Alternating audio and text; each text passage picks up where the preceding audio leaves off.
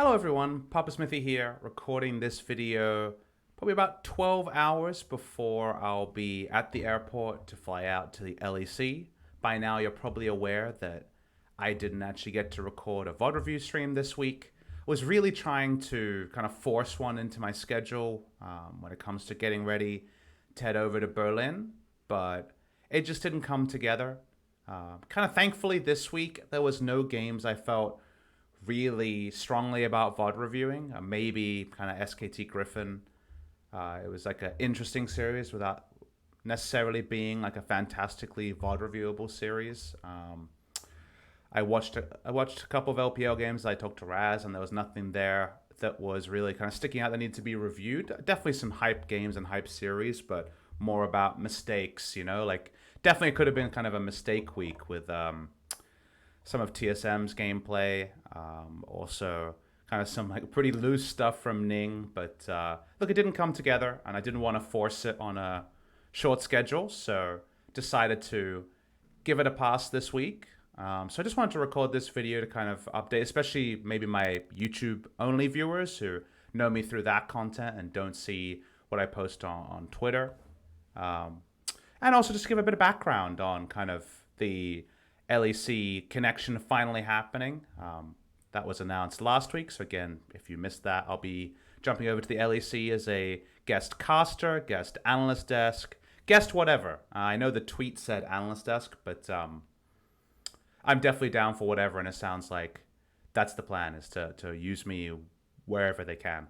I mean, we're justifying a big flight, right? So I completely understand, and I'm looking forward to getting in there and working with such a wonderful group. The LEC has been the talk of the esports world, I think, when it comes to broadcasting in 2019.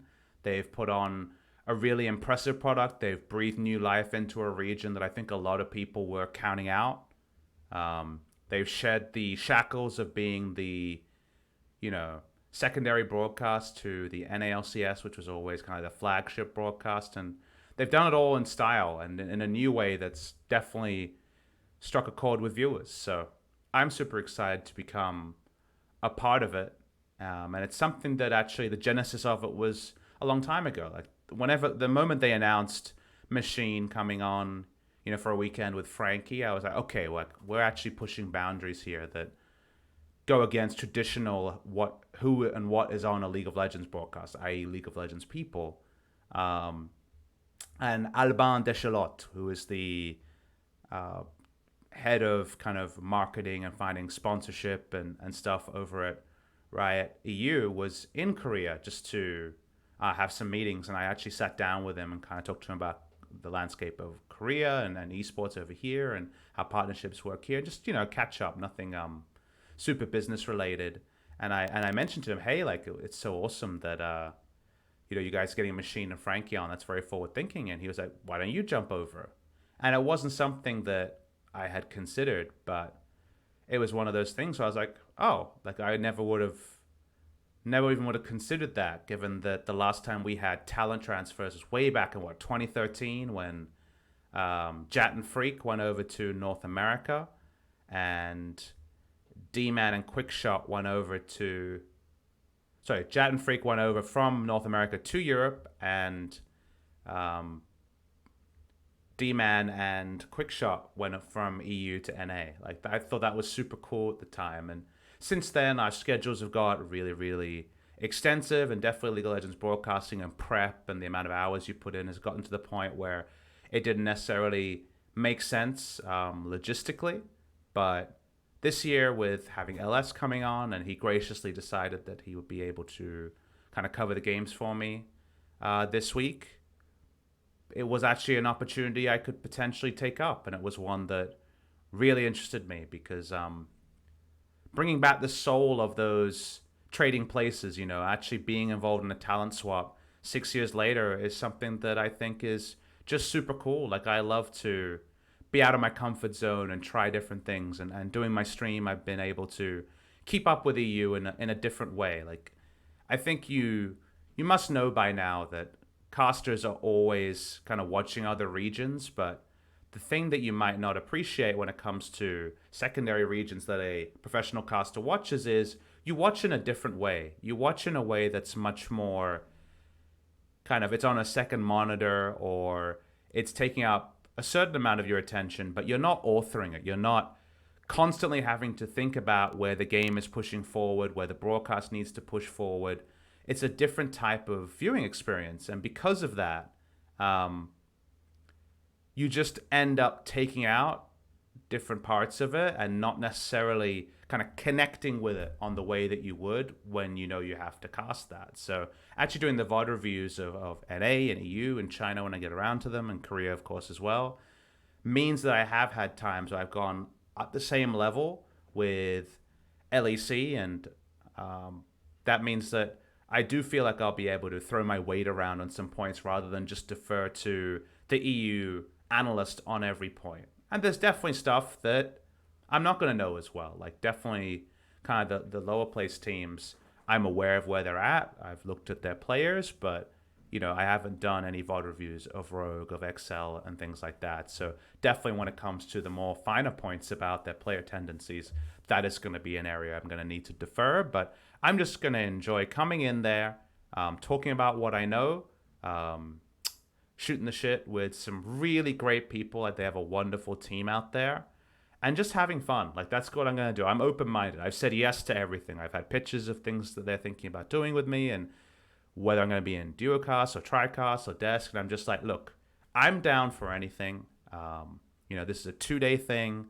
That's all it is. So I'm just going to go there and have a great time is kind of the way I'm approaching it. And it should be a treat. Like it's something special for me. And it's something that without Alban, like putting it on my desk, I never would have even considered. So thank you so much to everybody involved in the chain. I already mentioned LS and Alban, but also Riot Korea, who I brought it to, and they were great sports about it and were down with me going and doing something different, especially now that we have cover.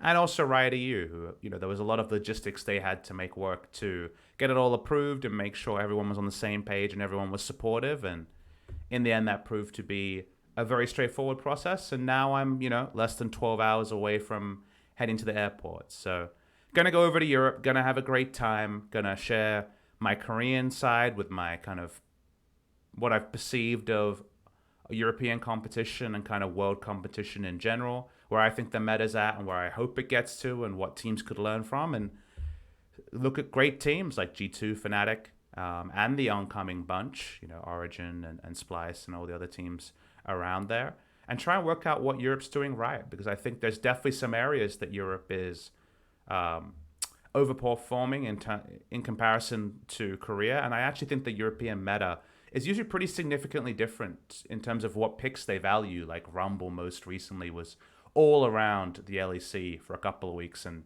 just hasn't been seen at all at Korea. And I think vice versa, there's things to be taken there. And neither side is right, but both sides are contributing towards a world meta that we're going to have to understand. The meta will shift again before we get to Worlds, but it feels like a fun kind of meeting of the minds to go over there and just have a great show. And that's what I'm going to go for, and that's what I'm looking forward to, and all the great people I'll get to work with, and also to pay back the European fans who've been super supportive to the content on my YouTube channel, on my stream, but just in general. Wanted this enough to make it happen. This sort of stuff only happens if all parties, and we're talking about the audience, the people behind the scenes, the talent, business realities, that they all have to come together to make something cool like this happen. So definitely honored that I get the chance. Not looking forward to the flight, but looking forward to being on the other side, and definitely being on show on Friday in Berlin. So thank you very much to everyone for watching this. If you are going to be in Berlin, please don't hesitate to come up, and I'm happy to make time to meet people because I don't get to jump over. Well, no virus or threats here. Good to know. But yeah, this is a kind of great opportunity for me to meet some fans and some great people out there, and I'm looking forward to it. So once again, thank you very much. Apologies for there being no reviews this week. I'll do my best to get back with a stream next week.